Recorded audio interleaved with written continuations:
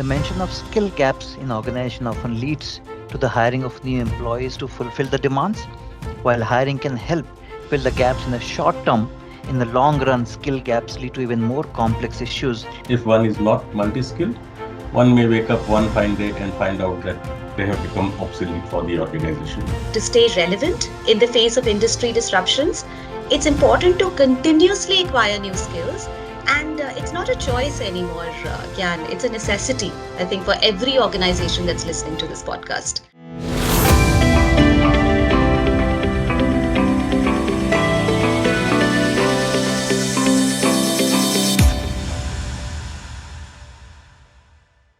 The mention of skill gaps in organization often leads to the hiring of new employees to fulfill the demands. While hiring can help fill the gaps in the short term, in the long run, skill gaps lead to even more complex issues, especially compounded by the hybrid workforce model. Today, we are discussing how training and knowledge management can critically help the workforce multi-skilling at scale. In this episode, we will talk about strategies for developing and sustaining a multi-skilled workforce at scale and in a global environment. Hello and welcome back to our podcast. I'm your host, Gyanendra Pati. I lead marketing and communications at Acuity Knowledge Partners. Joining me today are Manish Jain, Head of Training and Knowledge Management at Acuity Knowledge Partners, and Prakriti Das, Assistant Director, Training and Knowledge Management. Manish and Prakriti, welcome to this podcast. Well, thank you, Gyan. I'm excited to be here. We have been working together at Acuity for more than a decade, and it has been an enthralling journey so far.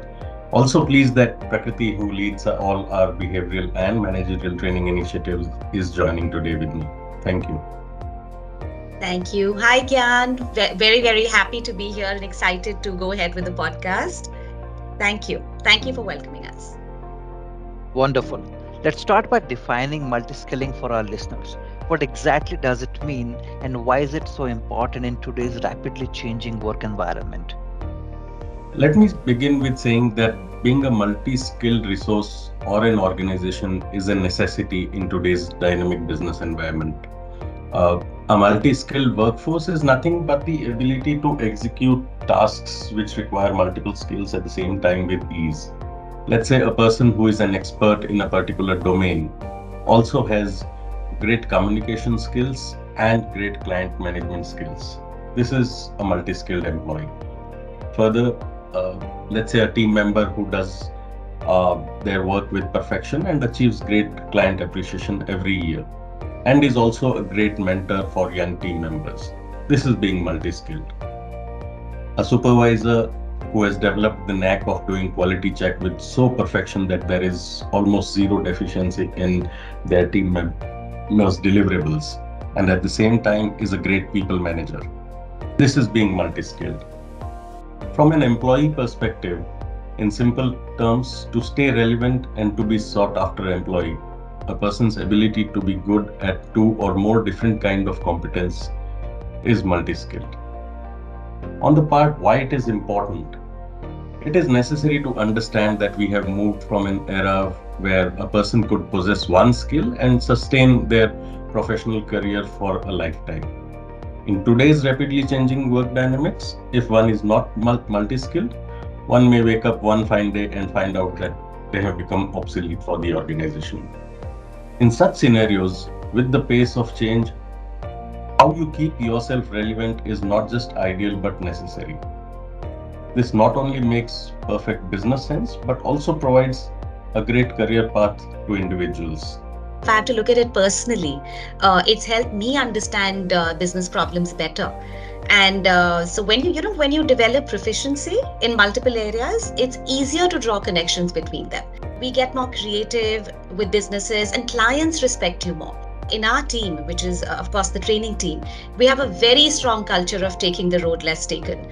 I think everybody in our team is always multi-skilling. And for me, even if I'm training on changing behaviors, it's completely irrelevant if I don't understand the business challenges. So to cut a long story short, to stay relevant in the face of industry disruptions, it's important to continuously acquire new skills. And it's not a choice anymore, Gyan. It's a necessity, I think, for every organization that's listening to this podcast. That's very well articulated, both Manish and Prakriti. Thank you so much for that. When it comes to achieving multi-skilling at scale, I'm wondering what role does training play? Through multi-skilling, an employee not only ensures their career longevity, uh, but also aligns the organizational goal by being relevant. Well, I think the word learning and organization development has been coined for a reason. Training is the only real catalyst through which both an employee and the organization can achieve this goal. Specifically, if you see, the training function holds the baton to align the organization, the job or role, and the individual competencies together. Thus, the L&D function is entrusted with the job to create a robust, relevant, futuristic, and scalable competency development framework. The L&D function should be responsible for multi-skilling of resources at various levels within the organization. This does require a proactive approach, not just from the L&D function, but also from the management to create platforms, tools, network, processes, etc., etc., etc. Well, the management, along with the L&D function, should regularly assess the changing skills needs of the organization. Thus, the role of training becomes very, very crucial in multi-skilling. There's a lot that we do here in our organization, and it's difficult to talk about this aspect in brief, but let me try. So as a training team, we are involved in an employee's growth story right from the time they join through their entire life cycle. One of our latest additions and feather to our caps has been something called the Acuity's Talent Academy. So I would like to take a minute and just talk about that for anyone listening to this podcast. So the Talent Academy is a pioneering talent management ecosystem in the KPO space, and it's aimed at recruiting, training, and retaining campus graduates. The aim is to manage pyramid and profitability. And the main objective of this academy is to provide all kinds of training. So whether it's domain, communication, behavioral, any kind of training before we give out the students to the LOB, before the client onboarding. So the idea is to catch them young and have them job ready, office ready. And so we are inviting, various institutions. So when we go out and recruit, and in addition to this, we have a diverse set of technical communication and all kinds of training. And we do this globally, Gyan. And lots of dynamic leadership frameworks that focus on building these competencies. Involving the senior management to getting the tools and the functions ready, and then planning the overall thing across the life cycle of employees is very, very important. But can you elaborate how can an organization effectively manage knowledge to support this multi-skilling approach? Well, at the outset, it starts from the intent, and then it is linked to the values, and then to the individual KRAs, I think. Let me give you an example. An organization which is client and people centric, like ours, need to think about how knowledge is getting created in different pockets, and also then need to develop an ecosystem where the knowledge can not just be shared, but also how it can be disseminated, and the organization can grow and let the people also grow. So in nutshell, an organization need to have a hub and spoke model at every level. When I say every level, it is every departmental level, then every business level, every location level, and so on and so forth, where knowledge is getting created, and you have a system where this knowledge is getting stored with an objective to make it available for upskilling its employees. So a framework for individual career growth aligned with the organizational goal, and which is ably supported by the enablers, is very important to achieve this kind of a knowledge framework which is helping everyone.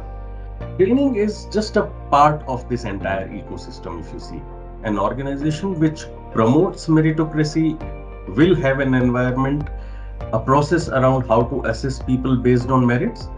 It will then have an ecosystem where knowledge, skill, performance All of these things are recorded, stored, and effectively used. So it's not just about training individuals, but also creating an environment where knowledge flows freely and is accessible to everyone. Yes, Gyan, definitely. So, knowledge creation and dissemination in an engaged and effective way is the goal. Interestingly, in my experience, it is not as difficult to gaze as it may look like. Sometimes it may sound difficult, but if you have that ecosystem and if you have that intent, it's easier. As I said earlier, it's a mix of top down and bottom up approaches with no loose ends, which will ensure that the organization not only upskills its employees but creates and promotes a learning culture and an environment. In fact, looking at an organization's knowledge resources, subject matter experts, KPIs, skill mapping of individuals, you can easily infer how robust and scalable is the knowledge dissemination ecosystem and the learning environment. I just want to add, my two bits here that this has been one of our primary objectives. And we aim at creating a culture where training is a part of our DNA. It's not just a support system. And we're looking at an environment where training is seen as the heart of the organization. So, also, Gyan, we're passionate about creating a culture which is not facilitator dependent. So, I can proudly say that as a team, we've achieved a lot, when it comes to our own ecosystem. So, we've created our in house self paced e learning modules. We brought in Flex, which is our own centralized learning management system.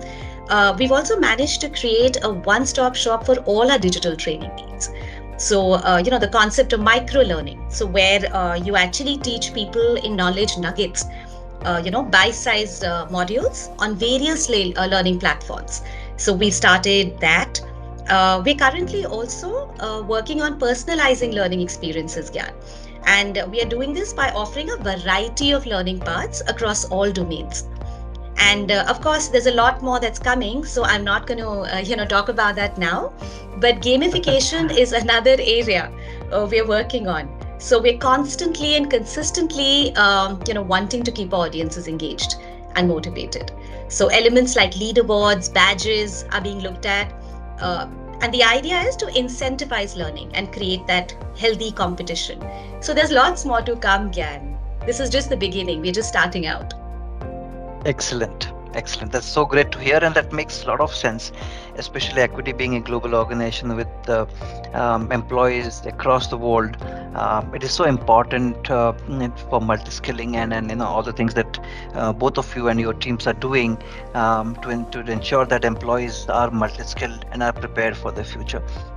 And to summarize our conversation today, can both of you share some practical strategies for implementing training and knowledge management and achieving multi-skilling? What will be those 3 points from you, Manish, and three from you, Prakriti? So here are my top three, and of course, there's a lot to say. And for anyone listening to our podcast, I think we could start with these top three. So the first would be I would assess the skill gaps of the people. So have a mechanism in place that conducts a comprehensive assessment of the existing skills and the gaps that need to be addressed. Now, this will ensure that you can design and deliver targeted programs in your organization. And we at Acuity do this every single year. So that's something that we would begin with. The second bit is we would encourage something called the cross-functional collaboration. So maybe foster an environment of collaboration where people from different areas of work come together. And we do this as well. We started this at Acuity by consistently partnering with our delivery leads in order to promote knowledge, diversify learning. So there's more relatability. So we have somebody from training, we have somebody from delivery, and we partner to deliver training. And the third would be, which again is very, very critical, I feel, is to leverage technology for scalability. Any sort of an online platform, like we have the learning management system, but we need an online platform to host training content. So if there is somebody who cannot be a part of a training session, they have ready content available, at the click of a finger. It provides learning paths, access to resources. And we also, have something called communities that we started in our learning management system, and this creates more free flowing conversations. So these would be my top three. Gyan, over to you, Manish. Thank you so much, Prakriti. We at Acuity have, figured out how to multi-skill people at scale, and probably, of course, the journey is still on. And as we grow and grow, I mean, the organization, so does our multi-skilling model. I think it is very important to start with the end in mind. Now, once that is clear, the second strategy is definitely to create processes and frameworks which help both individuals and organization to help that objective. Bite-sized learning, training need analysis, etc., things in terms of digital learning that we have done. Now, these are all processes and frameworks which help us in creating, evaluating, and refining the entire training knowledgement process so that we are relevant, we are scalable, and more importantly, we keep the learner engaged. The third thing, if I have to actually tell you, is democratize the entire system and demonstrate success. Now, for example, Prakriti talked about how we have created communities, etc. So it is very important to let people create their own learning environment in their small rooms and small teams, etc., and promote that. And once anybody who has done something like that very successfully, it is very important, and it is the role of the training organization to demonstrate that success, that how the entire organization takes the multi-skilling in its DNA and culture. Brilliant.